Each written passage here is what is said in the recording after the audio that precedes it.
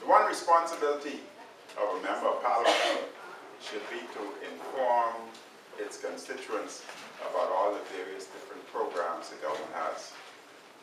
Because a lot of you, not necessarily here, but individuals in general, are not aware of the programs that the government put on.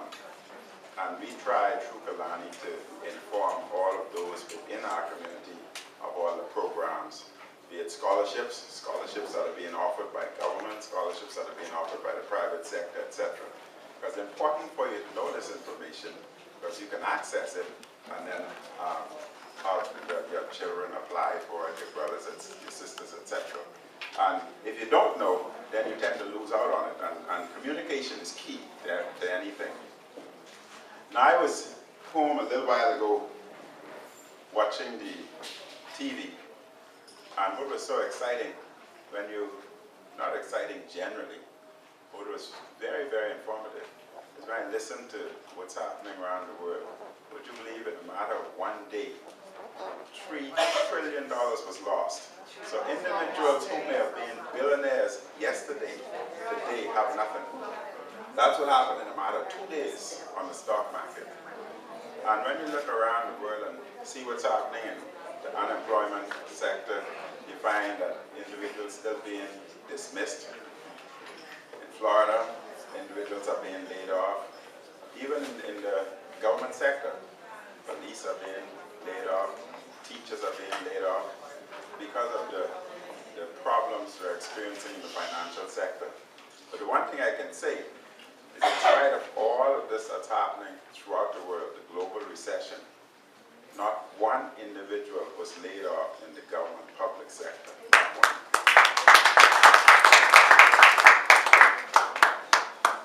And many nations today are filing for bankruptcy.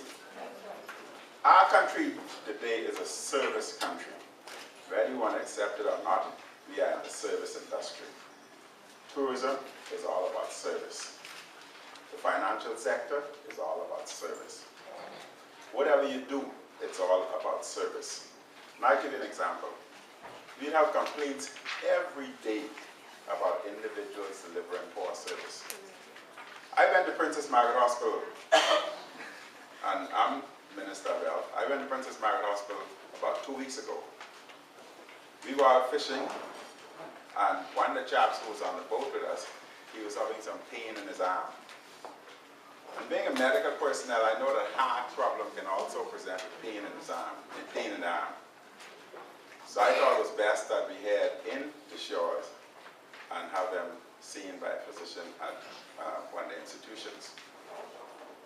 And I thought it best that I accompany him. And I drove, and we went to Princess Margaret Hospital. I had just come up the sea, from the sea. I had on short pants, which was bad, coming out of the water. Also had on slippers, and I had on a yellow shirt, but it was Saxons, not PL. Saxons with gold across it.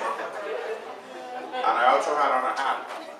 And we went to Princess Margaret Hospital, and we joined a particular line, what they call the triage line.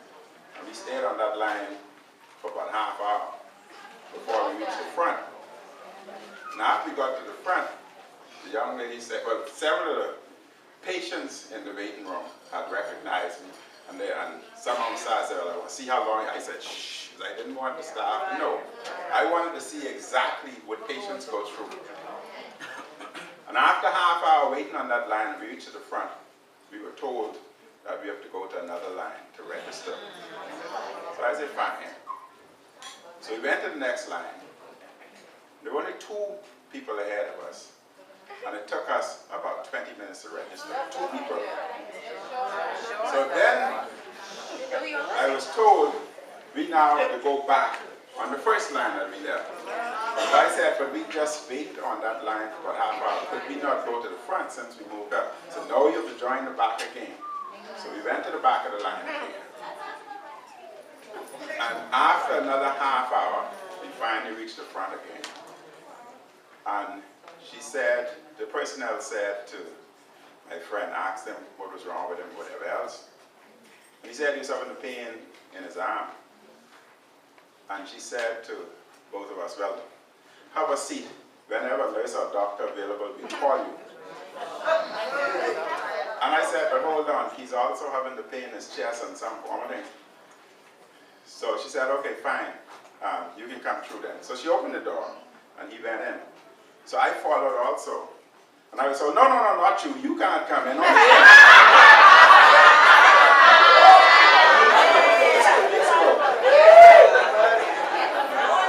And I said, but I'm along with him, I'm accompanying him. I don't care, you can't go in, only he can go in. So at that point, I tended to ignore her and I walked in. And we were standing at the counter, and staff were running up and down, etc. And a nurse, after waiting about half hour standing up, a nurse then came and said to him, she saw a captain file, and she said, Mr. Curlin? So he said, yes, that's me. So I said, all right, just have a seat here. What problems do you have? And he told her. So then she asked, well, who are you? So I said, well, he's my friend, I'm accompanying him. But you can't come in here, you have to go out. I said, yeah, but I'm with him. I'm speaking for him and everything. I don't care, you have to leave. You can't stay here. Only he can stay. This is now about 2 hours. This is a true story. This happened 2 weeks ago. A doctor then passed, and he recognized me. He went behind the curtain, and I saw when he pulled the curtain and said something to the nurse. And she came back out, and she said, oh, Minister, I'm sorry, I didn't recognize you. I'm so sorry, I apologize, you know.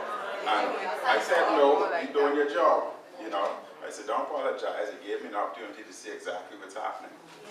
Then everything started to speed up. But it brought several things home to me. One, there was total lack of communication and direction. Because just like how I did not know which line to go to, the patients didn't know, won't know. And you must treat everybody with the same care and respect. Deliver the same service all the time. If I had gone in there and said I was so-and-so, or did not have my hat on and they recognized me, the service would have been different, which means there'd be no changes. But experiencing it yourself, you can make the changes. But the moral of the story is, whatever you do, service must come first. That's the only way you succeed. I'll give you another story. There was a store on Mackey Street. And I had just come, it was a Saturday, and I just came from exercising. And I had on a track pants, t-shirt, and I wanted to buy new office supplies, equipment, etc. And I went into the store. The manager sat, never moved. And I walked around and looked at a particular desk. And I walked back to the manager and I said, that particular desk over there, how much is that? So he said, about $2,300. I said, fine. Then I went, walked around, he hadn't moved yet. I walked around, I looked at another desk, and I said, well, how much is that one? He said, that one is about $27.50. I said, fine. So then, I looked at some of the chairs, some nicely cushioned and whatever else. And I asked, well, what about those chairs? How much are they each? If I wanted like 20, how much are they each? And he said to me, you know, I'm tired of you little poor boys coming and getting me something. At that point I said to him, I was not a minister, this happened years ago. At that point I said to him, you know, I came in here mentally and financially prepared to spend in excess of $20,000 in your store because I needed office equipment and supplies. But with the attitude you take, I'll catch a flight out to Miami tomorrow morning, which is Sunday, and go and purchase my stuff. And that I did. I flew out to Miami, purchased all my equipment and supplies, and had it brought back here. But the moral of the story is we lose a lot of customers because of service. So whatever you do, service must always be key. Now they hear a lot of people talking about change. We should change this, change that, change politics and whatever else. Change is all I'm talking about.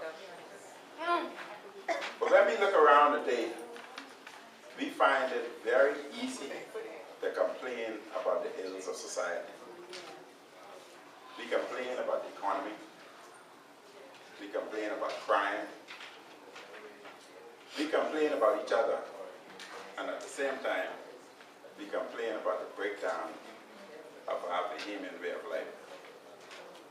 But I ask the question, do we ever stop looking around at others and look inside, or at the man in the mirror? Look at yourselves. So when I think about change, I think about the great change catalyst of these modern times. I reflect on John F. Kennedy, who said, and I quote, "Change is the law of life, and those who look only to the past or the present are certain to miss the future." And you here today represent the future. And you must always look forward and think towards the future. Now, I'm an ardent supporter of change. I believe in change. But the change I believe in, the change must come from within. We ourselves must change. We must change the way we deliver service. We must change the way we respect each other, the way we look at each other, the way we treat each other. Those are the areas that we truly need to change. And you, all of you, us, we must make a change. It's easy to talk about change, and it's easy to talk about a lot of things, but look at the person next to you. Just look at the person next to you and say to that person, you can make a difference. You can make a difference. Just say to that person, you can be a catalyst for the change, and that you truly are the future. The government introducing a program giving you an opportunity to access $7,500 through this Jumpstart program. Now that may not sound like a lot, but it's something. It's a small amount, and therefore, whatever you do, it's best to start small but think big. Grow and develop. Because one of the biggest problems with small businesses is undercapitalization. You always start with an adequate amount of funds, therefore you're destined to failure. And service is also another problem. When I started as a little boy, I used to sell newspaper. Every morning, I'd go to the Guardian and purchase about 30 newspapers.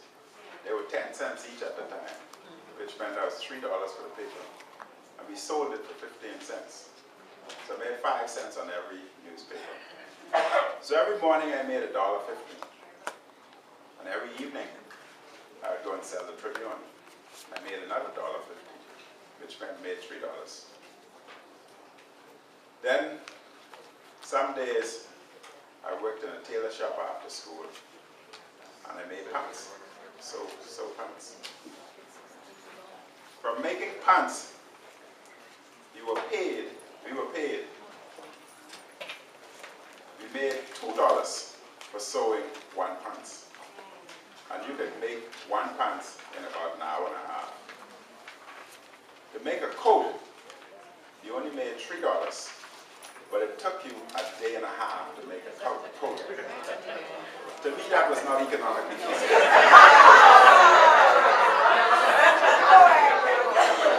And therefore, I had no interest in learning how to make coat. So I became a pants specialist. That's all I mean. I also tried construction, because you had to make a living, you had to work. I also tried construction. And I always remember that the contractor came, he stopped at all the various different houses or on the block, and you came out and picked you up. And they came and picked me up about 6 o'clock, and we made a lot of various different stops picking up all the other workers. And we had to work site by 7 o'clock, which meant we started working. And when you first start, the great responsibility is you had to lift sand, crack at dust, and you had to mix the mortar and whatever. Remember, I started at 7 o'clock. By 10 o'clock, that sun started baking and beating down on me. I told him I quit, I can't take this. So I politely walked up the job and walked home. I quit. I didn't even stay to collect my 3-hour salary. Up to the day, I never got that. And what I decided right then, that whatever I do, it had to be in air conditioning. I was not going out there. Now when we go back to small business, undercapitalization is one of the biggest problems, and poor service. We're a service industry and always keep service first. Poor management also plays an important role, because we feel that suddenly, if we collected $300 a day, we go and we spend $290. And therefore you only put $10 in the business. So it's only a matter of time before it collapses. You must remember that when you start a business, you, the owner, must experience the greatest sacrifice. The staff must be paid, but you're the last one. And when you start, you will find that your staff will be making more than you, because you're making the sacrifice for the future. And that is another one of the problems and the errors we continuously make, spending more than we should.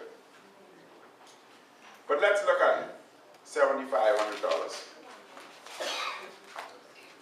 We'd say that's not much, but the one thing, we must not enter any business thinking of failure.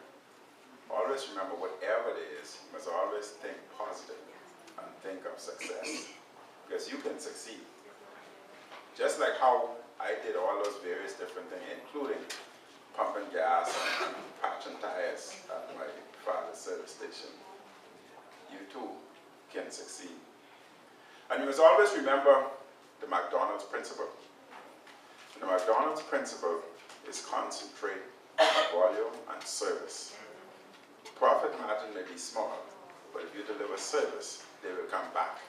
And with volume, you'll succeed. So service is key.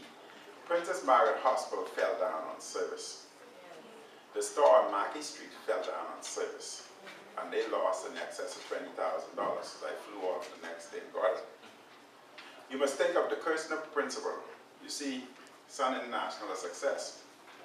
You must remember, some of you would remember that that was initially owned by Merv Griffin. And Merv Griffin is a great entertainer. And he could have brought entertainers in and out, but it still failed. And you must wonder why. The reasons are service. When Kirsner came, he concentrated on service. That was first and foremost. He established a university or an institution just for service. Because he knew that regardless of what type of entertainment or marketing I did, it would not work if the services part is poor. Because individuals will come once but not return. And if you find yourself having an increase in return customers, then you know you are delivering good service.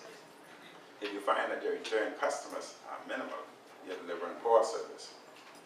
And personally, having gone through all the different changes myself have gone through, I personally do not accept failure, and you must not accept failure. Just always think of success, and believe me, you will succeed. Just remember that whatever you do, make sure it's a quality product. Put your heart into it.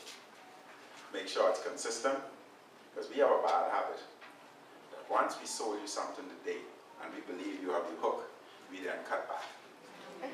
But once we cut back, what happens is we lose the customers. With time, we will lose them. And that's why McDonald's and all them survived, because of consistency and quality. They haven't changed. They kept the same quality and consistency straight through.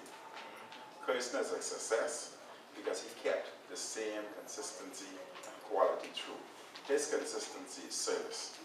And we're a service industry, we're a service country, and that should be first and foremost. Now let's look at what type of opportunities you can have with that with $7,500. Like I said, $7,500, I can think of some business I want to enter. It probably cost to start up $500,000. And my thinking is, oh, I got $7,500 to start. That's a start. But I'm destined to fail because I'm undercapitalized. That's a problem. Some of you, the program would offer a start for some, and the program would also offer an expansion for others. And therefore, those who are in small business now, they may find that $5,000 could make a difference. Example, a barber shop, he may want to expand where he needs an additional chair. He can succeed because this would provide that for him. It can help him to expand. The young lady was talking about beauty salon, that's the name they used to do, because you know, my day we used to say, child, I got into the hairdresser. So, you know, you all get fancy nowadays. But anyhow, she talking about the nail and the hair doctor nowadays. So, she can expand with $5,000 or $7,500 because she can have individuals who can specialize in just nails.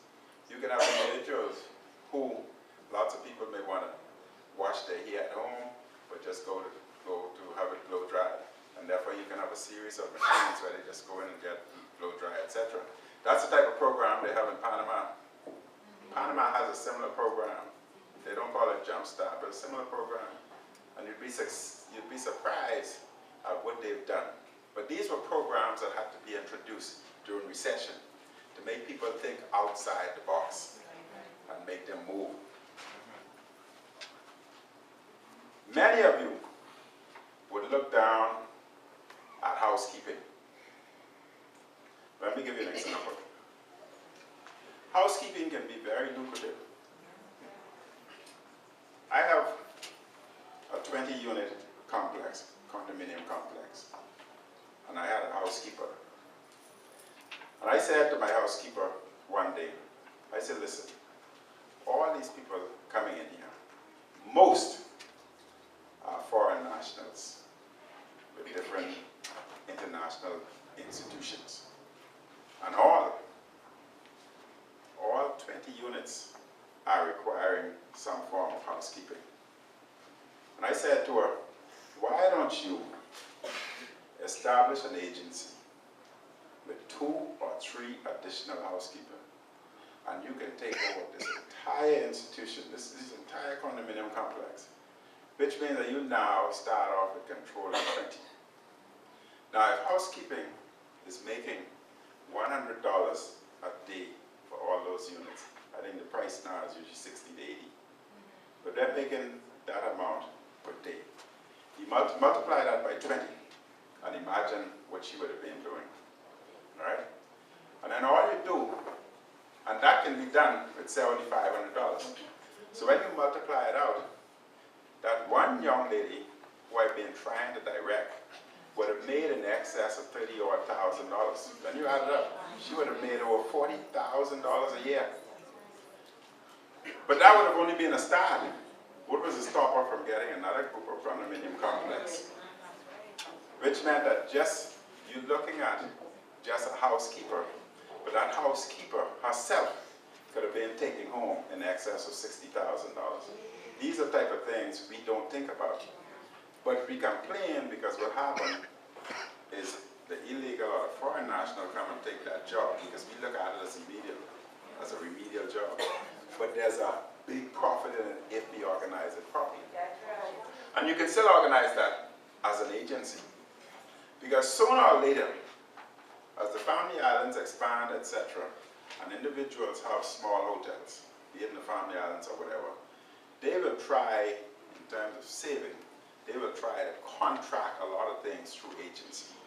And you'd be established, and you'd be ready to roll. All started with $7,500 or less. Let's look at another thing. Window cleaning. We spoke about construction, contractors. Let's look at window cleaning. The average female in here would tell you that they don't like to clean windows.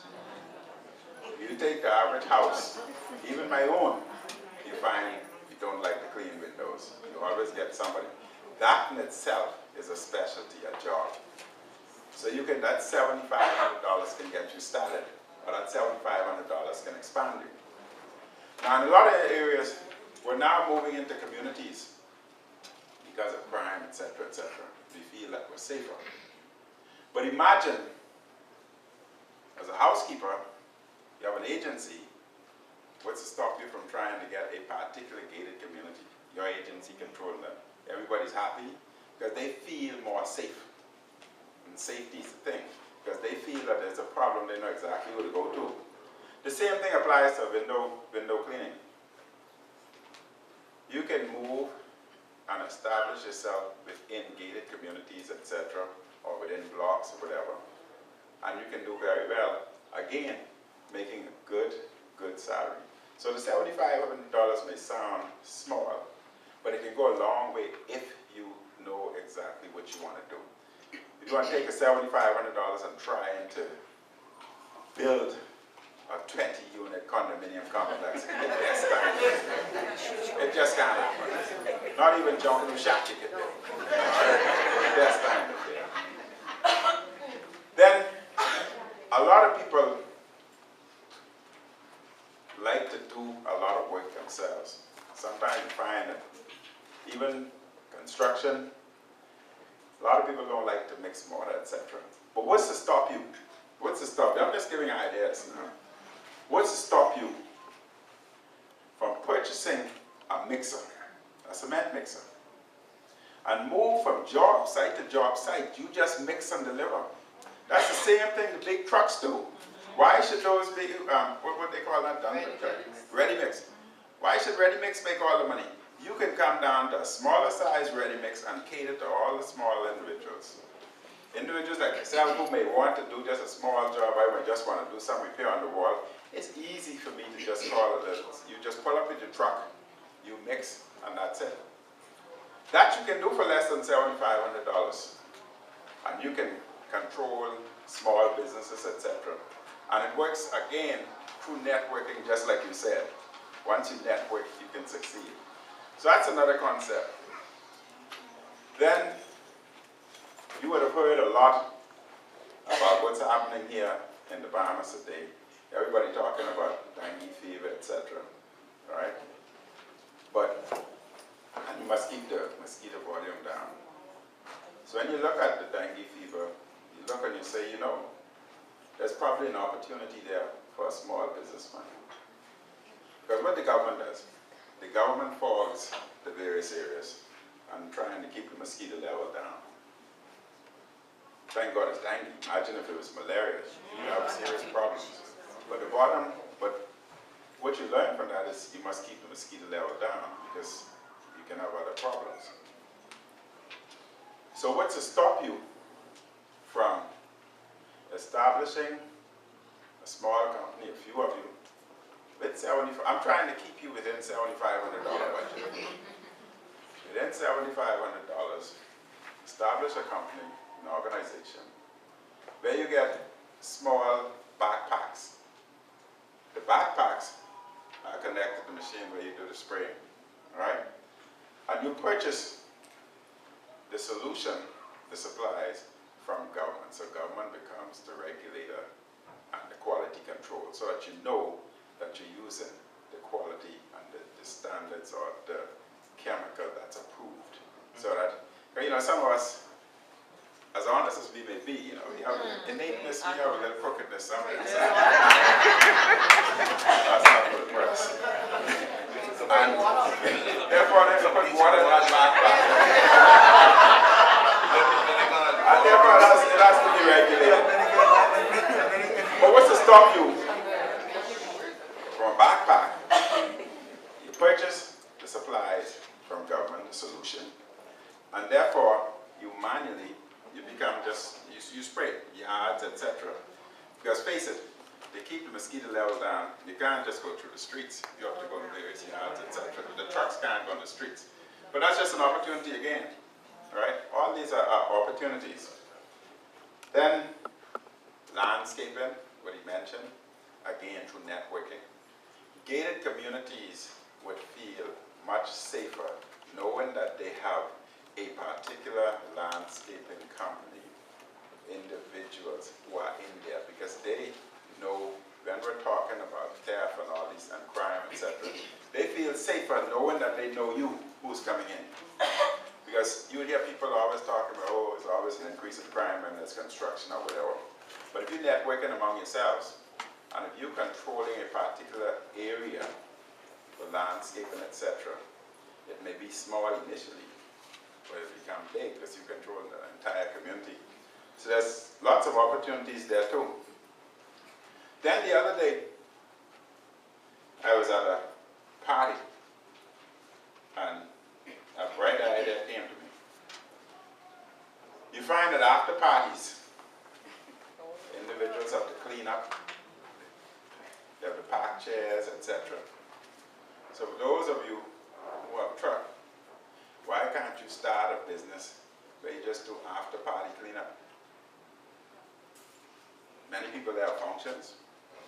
It's easy for an after party crew to come in, the garbage or everything is already packed and bagged. You just pick it up, put it on the truck, you fumigate the various different areas, you pack up all the chairs, etc. That's a business too. And that can be done within $7,500. And it can be a very thriving business.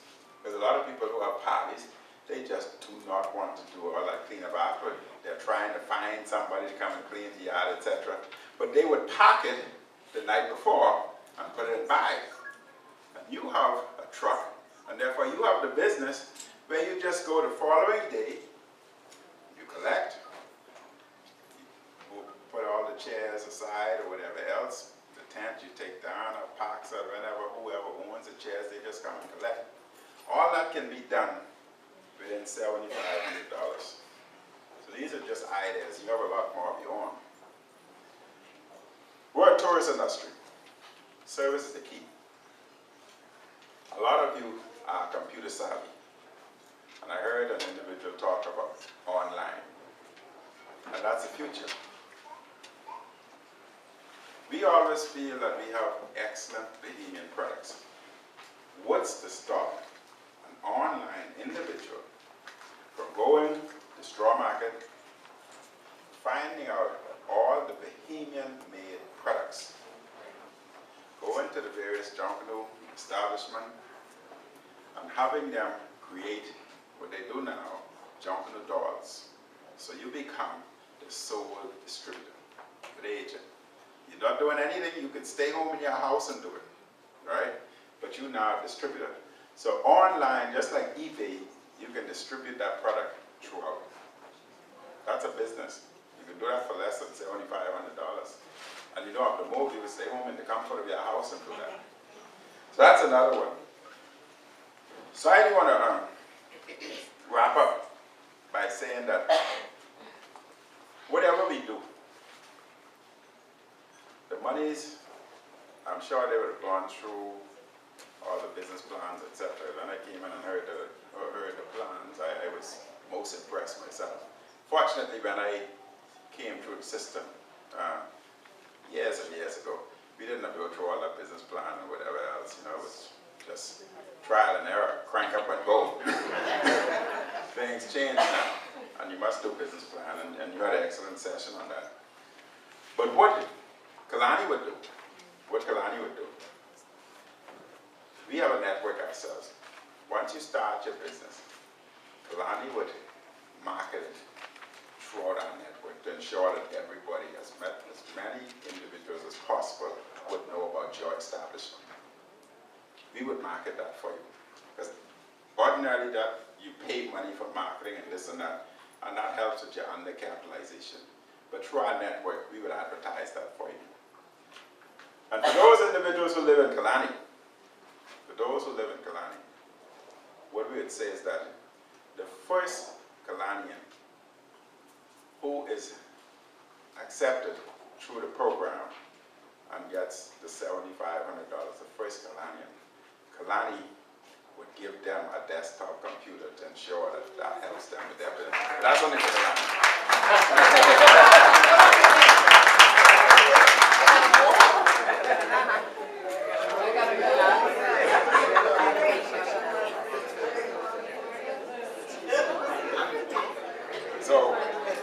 So we would help you with your advertisement, etc. Advice on the other colleagues, please.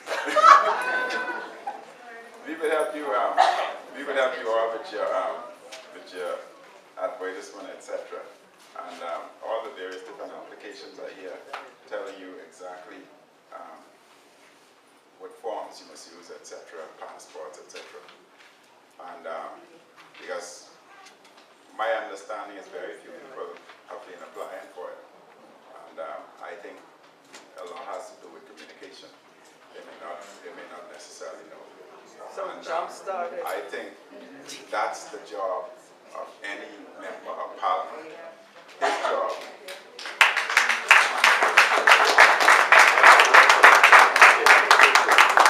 job is to communicate and inform you about things that are happening not only in government but also in the private sector that may be advantageous and beneficial for you. That's the job of NP. And I want to close with a quote from President of the United States of America, Barack Obama, when he said, "Change will not come if we wait for some other person or some other time. We are the ones we've been waiting for. We are the change that we seek." Thank you very much.